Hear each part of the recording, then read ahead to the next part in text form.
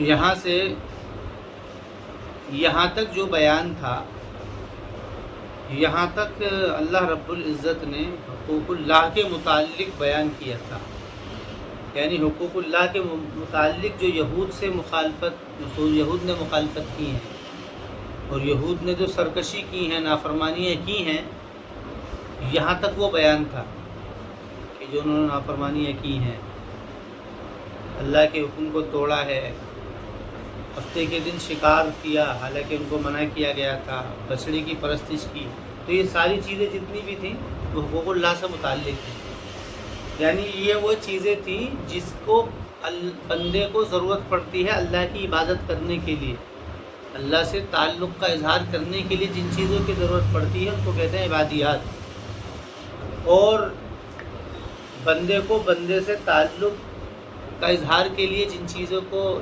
کی ضرورت پڑتی ہے اس کو کہتے ہیں یعنی حقوق العباد۔ تو اب یہاں سے وہ بات شروع ہو رہی ہے، کہہ رہے ہیں یاد کیجئے جبکہ ہم نے لیا بنی اسرائیل سے وعدہ، کیا کہ لا تعبدون الا اللہ، پہلا وعدہ تو یہ لیا تھا کہ تم اللہ کی عبادت کے سوا کسی کی عبادت نہ کرنا، پہلا وعدہ تو یہ لیا تھا لا تعبدون الا اللہ۔ عبادت جو ہے وہ انہی چار پانچ ناموں کے لیے بولی جاتی ہے، نماز ہے، روزہ ہے، حج ہے، زکوٰۃ ہے، قربانی ہے، یہ جتنی بھی چیزیں ہیں یہ ساری چیزیں انہی سے ہی متعلق یہ بولی جاتی ہے، لا تعبدون الا اللہ۔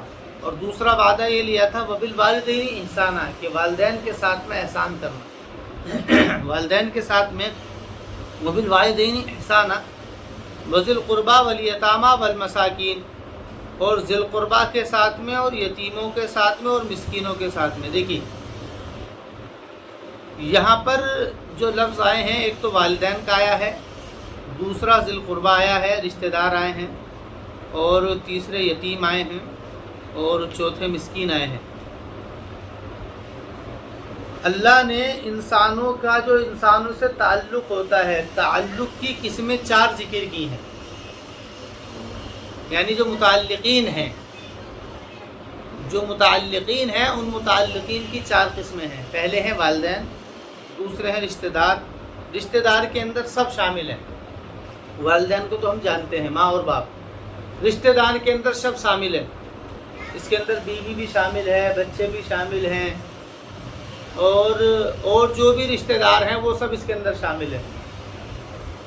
اور تیسرا جو ہے وہ ذکر کیا ہے یتیموں کا، یتیم چونکہ یہ ایک الگ نوعیت کی چیز ہے، جس کا باپ مر گیا ہو، بالغ ہونے سے پہلے جس کا باپ مر گیا ہو، یعنی کہ وہ نابالغ بچہ جس کا باپ نہ ہو، باپ نہ ہو تو یتیم ہے، ماں ہے یا نہیں ہے اس سے کوئی فرق نہیں ہوتا، باپ کے نہ ہونے سے یتیم ہوتا ہے، تو یتیم تیسری قسم متعلقین کی یتیم ہے۔ اور چوتھی قسم جو متعلقین ہے کی ہے، اس کے بعد میں ہے مسکین، یعنی کہ وہ شخص غریب کہہ لو، اس کو غریب کہہ لو، محتاج کہہ لو، حالانکہ مسکین کی تعریف ایک الگ ہے، لیکن جب مسکین کے مقابل میں فقر آتا ہے تو وہاں پر وہ تعریف کا فرق فائدہ بھی ہوتا ہے۔ تو ابھی فی الحال یہ 4 قسمیں ہیں، والدین ہیں، دوسرے رشتہ دار ہیں، تیسرے یتیم ہیں، اور چوتھے مسکین ہیں۔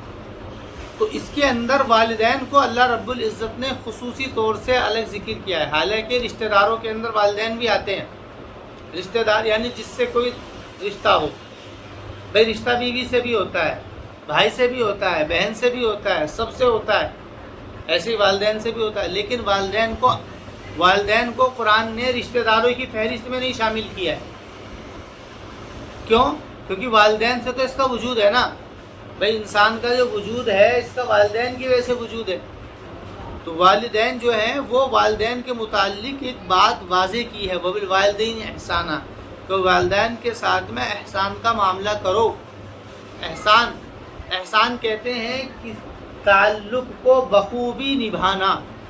احسان کا لفظ جب بھی آتا ہے اس کے معنی آتے ہیں اس تعلق کا اظہار بخوبی کرنا، اچھے انداز میں اس تعلق کا اظہار کرنا۔ مثلا اللہ تعالیٰ کے ساتھ میں احسان یہ ہے کہ اللہ تعالیٰ کی عبادت ایسے کرنا جیسے کہ اللہ کو دیکھ رہے ہو، یا کم از کم یہ خیال ہو کہ اللہ دیکھ رہا ہے مجھے. یہ احسان یعنی کہ اچھے انداز میں کرنا. والدین کے ساتھ میں احسان کرنے کا مطلب یہ ہے کہ والدین کے ساتھ میں اچھا برتاؤ کرنا. اتنا اچھا برتاؤ کرنا کہ جس کے اوپر کوئی سوال ہی نہ اٹھ سکے. یہ مضمون قرآن کریم نے والدین کا سورہ بنی اسرائیل کے اندر الگ بالکل وہاں پر پوری تفصیل سے بات کی ہے کہ والدین کے کیا حق ہیں. تو فی الحال یہاں پر اتنی بات ہے، اتنی سمجھو. وبالوالدین احسانا، یہاں پر اتنی بات سمجھنے کی یہ ہے کہ یہاں پر قرآن نے والدین کو رشتہ داروں کی فہرست سے الگ نکال کر کے ذکر کیا ہے. یہ رشتہ دار نہیں ہے بلکہ اس سے تو تیرا وجود ہے. تو جتنا بھی تو کما رہا ہے، کوشش کر رہا ہے، تو جو جی رہا ہے وہ انہی کے لیے جی رہا ہے. تیرے جینے کا مقصد، تیرے کمانا، تیرا جتنا بھی ہے وہ سارا کا سارا انہی کے لیے ہے. یہ تو بات کی ہے کہ تو اپنے لیے رکھے. تیرا جتنا بھی کمانا ہے وہ سب انہی کے لیے ہے. اس کے بعد میں جو دوسرے لوگ ہیں ذی القربہ رشتہ دار ہیں، یہ بچے اس کے اندر آ جاتے ہیں یا اور رشتہ دار آتے ہیں کہ اس کے لیے بھی ان کے اندر بھی اچھا معاملہ کرنا چاہیے. اس کے اندر قرآن نے کہا لیُنفِقْ ذُو سَعْةٍ مِّن سَعْتِهِ کہ جس کے پاس میں جتنی وسعت ہو اس کے بقدر وہ اپنے بچوں پر خرچ کرے. تو وذی القربہ اور والیتامى، یتیموں کا بھی حق ہے. یتیموں کا بھی حق ہے. ایک ہے زکوٰۃ جس کو دینی ہے جو دی جائے گی. اس کے بعد بھی اگر یتیم رہ جاتے ہیں زکوٰۃ خرچ کرنے کے بعد میں پھر بھی لوگوں کے مال کے اوپر ان لوگوں کا حق بنتا ہے. یعنی یہ سمجھ لو کہ یہ تو 4 وہ لوگ ہیں کہ جن کا زکوٰۃ کے بعد بھی انسان کے مال پر حق بنتا ہے. والدین کا تو معاملہ یہ ہے کہ سارا والدین کا، اس کا کچھ بھی نہیں ہے. والدین کا تو معاملہ الگ ہو گیا. رشتہ داروں کا بھی معاملہ یہی ہے ذی القربہ کہ اگر ان کے اندر کوئی پریشان نظر آتا ہے تو ان کے اوپر خرچ کیا جائے. اور یتیموں کا بھی یہی معاملہ ہے. اور اسی طریقے سے اگر کوئی مسکین سامنے آ جاتا ہے اور وہ ضرورت مند ہے اور تمہارے پاس میں زکوٰۃ کا پیسہ نہیں ہے تب بھی اس کو مال دینا پڑے گا. اس کو مسکین کو بھی دینا پڑے گا، یتیم کو بھی دینا پڑے گا اور رشتہ دار کو بھی دینا پڑے گا. اور والدین کا تو سارا ہی ہے، وہاں تو معاملہ ہی نہیں ہے، وہاں تو معاملہ ہی الگ ہے. وبالوالدین احسانا. اس کے بعد میں فرمایا وقولوا للناس حسنا. اور لوگوں کے ساتھ میں جب بھی اگر بات کرنی ہے اس کے بعد میں ان کے علاوہ جو لوگ رہ جاتے ہیں کہ ان کے علاوہ اگر کوئی آدمی تمہیں جس سے بات کرنی ہے اگر تمہارے پاس ہے تو دے دو، اور اگر نہیں ہے تو ان سے اچھی طریقے سے بات کرو، ان سے اپنا عذر پیش کر دو یا اپنے کوئی جو بات ذہن کے اندر ہے وہ کر دو، لیکن وہ بھی اچھے انداز میں. وقولوا للناس حسنا. اور لوگوں سے تم اچھی بات رکھو، لوگوں سے کہو تم اچھی بات. حقوق العباد کا جو تعلق ہے اس کی جو اساس اور بنیاد ہے وہ اللہ تعالیٰ کے تعلق پر ہے. مطلب انسان اپنے تمام تعلقات کو اللہ تعالیٰ کے تعلق کی بنیاد کے اوپر قائم رکھے. مطلب کیا ہے؟ مطلب یہ ہے کہ بنیاد ہی سے چلے گی. جن کو اللہ نے متعلقین بتا دیا وہ متعلقین ہیں، جن کو متعلقین نہیں بتایا وہ متعلقین نہیں ہیں. کا مطلب یہ ہے کہ اگر رشتہ داروں میں کوئی کافر ہو گیا تو وہ اب تمہارا متعلق نہیں رہا. یہ ہے اساس کی بنیاد. یعنی انسانی تمام تعلقات کی بنیاد کو خالق کے تعلق پر قائم کرنا. انسانی تمام تعلقات کی بنیاد کو خالق کے تعلق پر قائم کرنا. اس لیے پہلے ذکر کیا ہے؟ پہلے یہ ذکر کیا ہے لا تعبدون الا اللہ، کہ مت عبادت کرنا تم سوائے اللہ کی. اس کے بعد میں ہے پھر جتنے بھی تعلق ہیں ان سب کی بنیاد اور اساس کس تعلق پر ہے؟ وہ خالق کے تعلق کے اوپر ہے. وہاں سے جو تعلق تم کو دیا جائے گا وہ تمہارا متعلق ہے، وہاں سے جو تمہیں تعلق نہیں دیا جائے گا وہ تمہارا متعلق نہیں ہے. یہ کہنے کا مطلب ہے وقولوا للناس حسنا واقیموا الصلاۃ وآتوا الزکاۃ. اور نماز کو قائم کرو اور زکوٰۃ کو ادا کرو. دیکھو یہاں پر لا تعبدون الا اللہ کے بعد میں پہلے لوگوں کے تعلقات کو بتایا، حقوق العباد کو ذکر کیا. اب حقوق اللہ کا ذکر ہے کہ نماز کو قائم کرو اور زکوٰۃ کو ادا کرو. اور اگر کہہ لیا جائے تو یہاں پر زکوٰۃ کا ادا کرنا یہ اسی ضمن میں آیا ہے، کیونکہ زکوٰۃ اور نماز یہ جب بھی آتا ہے ایک ہی ساتھ آتا ہے. قرآن کریم میں تقریباً 82 یا 84 مرتبہ اس کا ذکر ہوا ہے. نماز کے ساتھ زکوٰۃ کا، یہ جب بھی آتا ہے زکوٰۃ یہ نماز کے ساتھ ہی آتا ہے، اور نماز جب بھی آتی ہے زکوٰۃ کے ساتھ آتی ہے۔ ایسا کیوں ہے؟ کیونکہ اللہ تعالیٰ سے تعلق کی بنیاد عبدیت ہے، جس کا اظہار نماز سے ہوتا ہے، اور انسانوں سے انسانوں کے تعلق کی بنیاد وہ کس سے ہے؟ وہ اخوت پر ہے، اخوت پر ہے، اور اس کا اظہار کس سے ہوتا ہے؟ انفاق سے ہوتا ہے، خرچ سے ہوتا ہے۔ اللہ سے تعلق کی بنیاد وہ عبدیت پر ہے، جس کا اظہار نماز سے ہوتا ہے، اور انسانوں سے انسانوں کے تعلق کی بنیاد اخوت پر ہے، بھائی چارے پر ہے، جس کا اظہار انفاق سے ہوتا ہے، یعنی خرچ سے ہوتا ہے۔ ایک دوسرے کو بھائی بھائی کہنے لگو، اس کے اوپر خرچ نہ کرو، تو خود بخود رشتہ داریاں ختم ہو جاتی ہیں۔ اس لیے قرآن نے کہا ہے کہ اس تعلق کا اظہار کرو نماز پڑھ کے، عبدیت کے تعلق کا اظہار کرو نماز پڑھ کر کے، اور اخوت کے تعلق کا اظہار کرو خرچ کر کے، وآتوا الزکاۃ۔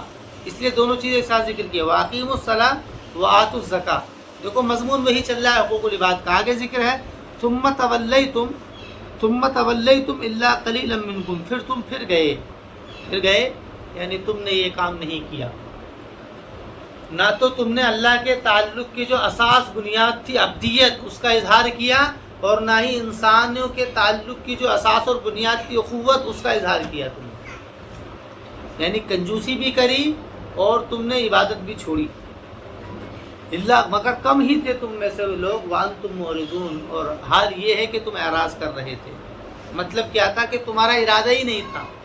ایک تو یہ ہے کہ کوئی چیز بغیر ارادے کی چھٹ گئی بھول میں، یہ کہہ رہے کہ نہیں تمہارا ارادہ ہی نہیں تھا اس کام کو کرنے کا، وانتم معرضون، اور حال یہ ہے کہ تم اعراض کر رہے تھے۔ اور آگے ذکر ہے وَإِذْ أَخَذْنَا مِيثَاقَكُمْ لَا تَسْفِكُونَ دِمَاءَكُمْ وَلَا تُخْرِجُونَ أَنفُسَكُمْ مِنْ دِيَارِكُمْ، اور یاد کیجئے جب کہ ہم نے تم سے وعدہ لیا کیا؟ کہ تم خون مت بہانا۔ جب پہلے انسانوں کے تعلق کی بنیاد جو ہے اخوت اس کو نہیں قائم کرتا ہے، اس کے بعد میں پھر یہ کام کرتا ہے۔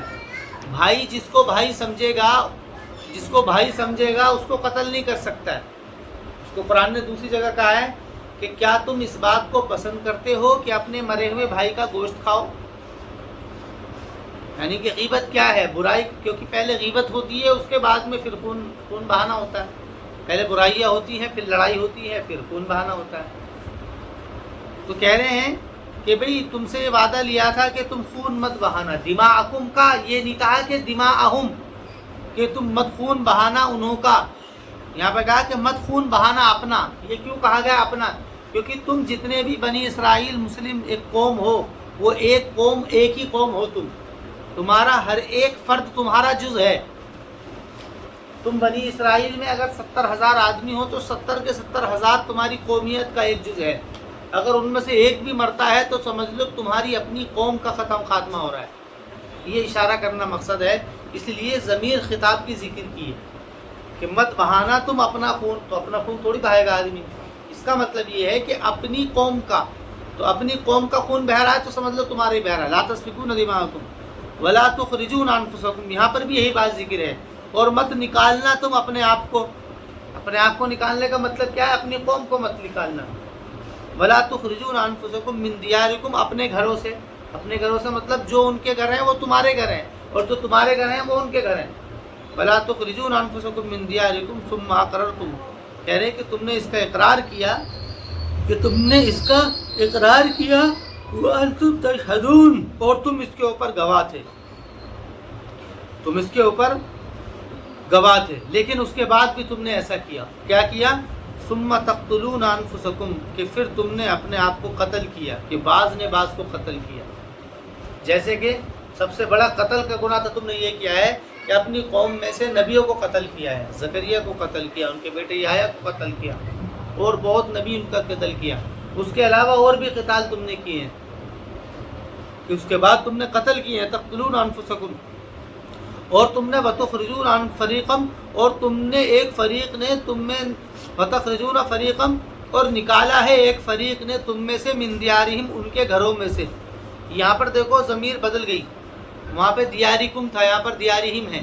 یہاں پر اس لیے کہا کہ جب تم نے ان کے گھر کو ان کا گھر سمجھا، دوسروں کا گھر سمجھا، جب تم نے یہ سمجھا کہ یہ گھر انہوں کا ہے، یہ گھر ہمارا ہے، یہ لوگ ان کے ہیں، یہ ہمارے ہیں، تو تب تم نے اس کام کو کیا ہے کہ جب تم نے کہ تقتلون انفسکم، کہ تم نے قتل کیا ہے اپنے آپ کو۔ یہاں پر تو ضمیر خطاب کی ہے، اور یہاں پر ضمیر کس کی ہے؟ غائب کی ہے۔ یہاں پر خطاب کی ضمیر کا مطلب یہ ہے کہ یہ بتایا جا رہا ہے کہ اگر تم ان کو دوسرا سمجھ کر کے قتل تو کر رہے ہو، لیکن وہ دوسرے نہیں ہیں، یہ تمہارے اپنے ہی ہیں۔ اس سے تمہیں بڑا تمہاری اپنی وہ ختم ہوگی، تمہاری اپنی میجورٹی ختم ہوگی، تمہاری اپنی طاقت ختم ہوگی جو تم یہ قدم اٹھا رہے ہو۔ اور گھر کا تو مطلب یہ ہے کہ گھر میں سے اگر، حالانکہ جب تم نے یہ سمجھ لیا، تم نے جب یہ کام کر لیا، تو کا مطلب یہ ہے کہ اب تم نے ان کو الگ سمجھ لیا۔ تو اس لیے یہاں پر ضمیر کیا ہے؟ غائب کی ذکر کر دی۔ وَتُخْرِجُونَ فَرِيقًا مِّنكُم مِّن دِيَارِهِمْ، اور تم نے نکالا ایک فریق کو اپنے میں سے، من دیارہم، ان کے گھروں میں سے۔ منکم کا کم ضمیر خطاب ہے، دیارہم میں غائب ہے، یعنی نکالا جو ہے نا تم نے، وہ اپنے آپ کو نکالا ہے، لیکن یہ سمجھ کر کے تم نے ان کو دوسرا سمجھ کر کے نکالا ہے، اس لیے ہم ضمیر ذکر کر دیے۔ تظاہرون علیہم بالاسم والعدوان، اس کی وجہ کیا تھی؟ کہ تم زہار کر رہے تھے۔ زہار، ظاہر ظاہر و مظاہر کے معنی آتے ہیں اپنے آپ کو ان کے اوپر تھوپنا، اپنے آپ کو ان کے اوپر طاقتور سمجھنا، اپنے آپ کو ان کے اوپر بڑا سمجھنا، کہ تم ایسا کر رہے تھے۔ اس کی وجہ کیا تھی؟ اس کی وجہ یہ تھی تظاہرون علیہم بالاثم والعدوان، گناہ اور عدوان کے ذریعے۔ اسم کہتے ہیں حق تلفی کرنے کو، اسم کے معنی آتے ہیں حق تلفی کرنا، کہ تم ان کا حق چھین رہے تھے۔ اور والعدوان، عدوان کہتے ہیں سرکشی کرنے کو، ظلم کرنا۔ اسم کہتے ہیں حق میں کمی کرنے کو، اور عدوان کہتے ہیں زیادتی کرنے کو۔ مثال کے طور پر اس کو ایسے سمجھو، ایک آدمی ہے، ایک آدمی کے 10 روپے بنتے ہیں، اس کو 9 روپے دے دینا، یہ ہے حق تلفی۔ یہ کیا ہے؟ حق تلفی ہے۔ ایک آدمی کی سزا میں 10 کوڑے ہیں، تم نے اس کو 11 مار دیے، یہ ہے زیادتی۔ تو حق تلفی کے لیے قرآن میں لفظ آتا ہے اثم، اور زیادتی کے لیے لفظ آتا ہے قرآن میں عدوان۔ تو کہہ رہے ہیں کہ تم ان کے اوپر یعنی کہ بڑھ رہے تھے، بڑھ چڑھ رہے تھے اس طریقے سے، یعنی اپنا تم ان کے اوپر اپنی پردھانی دکھا رہے تھے ان کے اوپر، کیسے؟ حق تلفی کر کے، بالاسمی حق تلفی کر کے، والعدوان اور زیادتی کر کے، کہ تم نے جو یہ کام کیا ہے، حق تلفی کی ہے اور ان کے اوپر تم نے زیادتی کی ہے، اس کے نتیجے میں یہ سارا معاملہ ہوا ہے، بالاسم والعدوان۔ وَإِن يَأْتُوكُمْ أُسَارَىٰ تُفَادُوهُمْ وَهُوَ مُحَرَّمٌ عَلَيْكُمْ، اور اگر تمہارے پاس میں کوئی قیدی آتے، تفادوہم، کہ وہ فدیہ دیتے ان کا، یعنی اگر کوئی تمہارے پاس میں کوئی قیدی آتا فدیہ دینے کے لیے، تو تم کیا کرتے کہ محرم علیکم اخراجہم، حالانکہ تمہارا ان کے اوپر، تفادوہم، کہ تم ان کا فدیہ دیتے ہو، تم ان کا فدیہ دیتے ہو۔ یعنی یہ ایسا کرتے تھے کہ جب یہ اپنے گروہ کو نکال دیا کرتے تھے، یہ اپنے گروہ کو جب نکال دیا کرتے تھے، انہوں نے مدینے میں بھی ایسے ہی کیا تھا، یہ مدینے میں بھی ایسے کرتے تھے۔ یہ اصل میں جو قبیلے تھے یہود کے، اوس اور خزرج، یہ ایک تھا بنو اوس اور خزرج، تو یہ مشرکین کا تھا۔ یہود کا تھا بنو نذیر، بنو قریظہ اور بنو قینقاع۔ بنو نذیر کی دوستی تھی اوس سے، اور بنو قینقاع کی دوستی تھی خزرج سے۔ ان کے اوس اور خزرج کی آپس میں لڑائیاں ہوتی تھی، تو جب ان کی آپس میں لڑائی ہوتی تھی تو ان کی لڑائی ہونے کی وجہ سے وہ جو یہود کے قبیلے ہیں بنو نذیر، وہ اوس کا ساتھ دیتے تھے، اور وہ جو بنو نذیر ہے وہ خزرج کا ساتھ دیتا تھا۔ بنو قینقاع جو تھا وہ انہی میں ہی شامل تھا، وہ تھوڑی ہی تعداد تھی۔ تو اب جب یہ بنو نذیر بنو قریظہ سے لڑتا تھا اوس کے ساتھ میں ہو کر کے، اور بنو قریظہ ان سے لڑتا تھا بنو نذیر سے خزرج کے ساتھ ہونے میں، تو جب آپس میں لڑائی ہوتی تھی تو یہ آپس میں ایک دوسرے کو بھی مارتے تھے، یعنی ان کا ساتھ دیتے تھے، اپنے لوگوں کو مارتے تھے، اس کو کہتے تھے دوگلا پن۔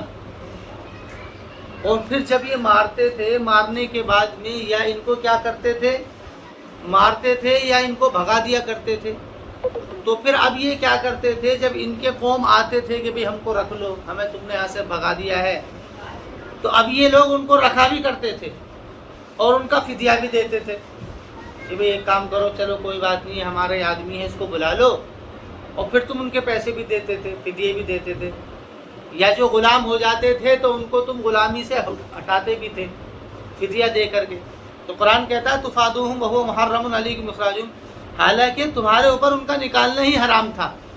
بھائی وہ تو تمہاری اپنی قوم کے لوگ تھے نا، کہ تم دوسرے کے چکر میں آ کر کے اپنے لوگوں کو کیوں مار رہے تھے، اپنے لوگوں کو کیوں تم غلام بنا رہے تھے، یہ کہنا ہے قرآن کا، وہ محرم علیکم اخراجہم، حالانکہ تمہارے اوپر ان کا حرام کیا گیا تھا ان کا نکالنا، جب پھر بھی تم کیا نام ہے دوسروں کا ساتھ دے کر کے یہ کام کر رہے تھے۔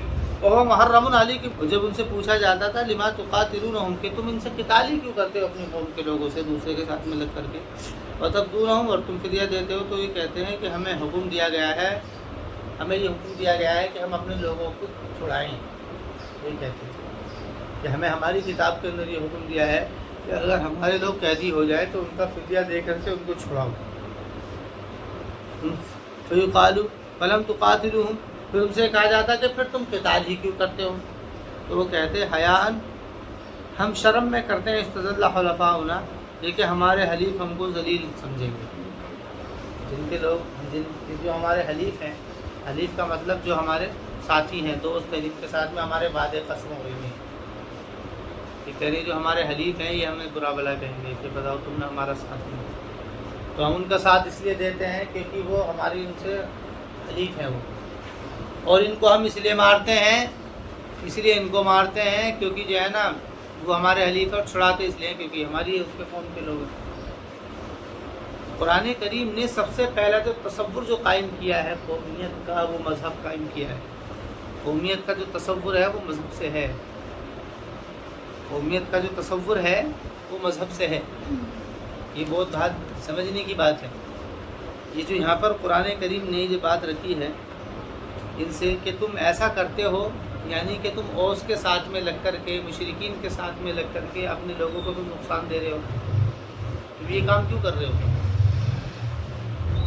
حالانکہ اوس کے ساتھ میں حلیف تھے، اوس کے ساتھ میں جو بنو قریظہ تھا ان کا عہد و پیمان ہوا تھا، تو یہاں پر یہ تصور دیا ہے کہ انسان جو ہے کہ تصور جو ہے نا قومیت کا تصور وہ علاقے سے نہیں ہے، قومیت کا تصور مذہب سے ہوتا ہے۔ یعنی یہ جو بنی اسرائیل ہیں یہ تمہاری قوم کے لوگ ہیں، تم ان کا ساتھ دو، انہی سے ہی تم وعدے پیمان کرو، انہی کے ساتھ میں رہو، اور اگر کسی سے تم عہد و پیمان کر رہے ہو تو ان کو ساتھ لے کر کے کرو، ایسا مت کرو کہ ان کی وجہ سے ان کو چھوڑ دو، یہ اس سے ہے تمہاری وجود، تمہاری جو بنیاد ہے قوم کی وہ ان سے ہے۔ تو مسلم قومی نظریہ جو ہے وہ یہاں سے لگتا ہے، یہاں سے ملتا ہے۔ وہ ایک بات بحث چھڑی تھی نا، ایک بحث چھڑی تھی اس کے اندر کہ قومی نظریہ کیا ہے، یعنی کہ قومی نظریہ تو مذہب سے پیدا ہوتا ہے، وطن سے یا علاقے سے قومی نظریہ نہیں ہوتا ہے، قومی نظریہ مذہب سے پیدا ہوتا ہے۔ تو دنیا میں جتنے بھی مسلمان ہیں وہ ساری ایک قوم ہے، چاہے وہ کہیں پر بھی رہنے والے ہو، ایسا نہیں ہے کہ ہندوستان کے مسلمان الگ ہیں یا دوسری جگہوں کے سعودی کے وہ الگ ہیں یا اور دوسرے، نہیں، جہاں پر بھی دنیا میں مسلمان ہیں وہ پورے کے پورے ایک قوم ہیں۔ تو اسی کو قرآن کریم نے کہا ہے کہ تم ایسا کرتے ہو، کیسے کرتے ہو؟ افتؤمنون ببعض الکتاب، کہ تم بعض کتاب پر ایمان لاتے ہو اور بعض کو تم چھوڑ دیتے ہو، وتکفرون ببعض، اور بعض کا تم انکار کر دیتے ہو، بعض کو تم ایمان لا رہے ہو اور بعض کا انکار کر رہے ہو، کہ بعض پر ایمان لا رہے ہو اس طور پر کہ تم اپنے ساتھیوں کو، اپنی قوم کے لوگوں کو چھٹا رہے ہو اپنی قوم کا سمجھ کر کے، بنی اسرائیل کو تم چھڑا رہے ہو اپنے قوم کا سمجھ کر کے، یہاں تو تم کیا ہے کتاب پر ایمان لا رہے ہو، اور اوس کے ساتھ میں لگ کر کے یا خزرج کے ساتھ میں لگ کر کے تم اپنی قوم کو نقصان پہنچا رہے ہو، یہاں پر تم اس کتاب کا انکار کر رہے ہو، حالانکہ وعدہ یہ لیا گیا تھا کہ تم سے کہ آپس میں قتال مت کرنا، جیسے کہ مسلمان پوری قوم سے ایک وعدہ لیا ہے کہ آپس میں کوئی کسی کو قتال نہیں کرے گا، جو اصول دیے کہ برائی مت کرنا، ایک دوسرے کی غیبت مت کرنا، قتل و قتال مت کرنا، سمجھ میں آ رہی بات؟ نہیں تو اس طرح اشارہ کیا ہے وتکفرون ببعض۔